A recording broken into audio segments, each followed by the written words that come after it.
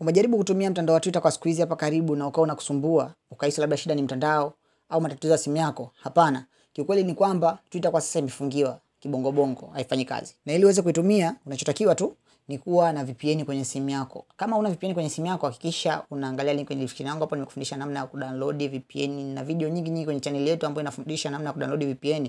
Unachotakiwa tu fungua VPN kwenye simu yako, hakikisha imeconnect. Ikisha connect, ingia Twitter, fungua Twitter yako, itafunguka bila shida yoyote. Kwa mfano, mimi pale mwanzo ilikuwa imekataa. Hapa nimeingia, nimefungua VPN yangu, nimeconnect. Baada ya kuwa imeconnect tu, naingia moja kwa moja tena kufungua ile Twitter ambapo nilikuwa nimefungua mwanzo. Mimi naitumia kama web, na kama unatumia kama application pia effect ni sawa. Kama ukitaka ukitumia VPN, narudi Twitter na refresh page. Baada ya ku refresh page, hapa moja kwa moja utaona imefunguka. Nikwambie tu, kama unataka kujifunza zaidi kuhusu technology, usije kutembelea channel yetu ya Vive Creatives ambayo inakuelekeza vitu kama hivi ambavyo utavipata popote pale. Angalia site hii hapa nimefungua kupitia Twitter. Twitter yangu inafunguka baada ya kuwa nimeconnect VPN tu kwa sasa kibongo bongo. Mchongo ndio huu hapo. Leo nimekudropia. Usiache kusubscribe kwenye channel yetu, usiache kuturn notification on. Kama unataka kujua zaidi kuhusu VPN, unataka kujua VPN mpya zikitoka, pita huko.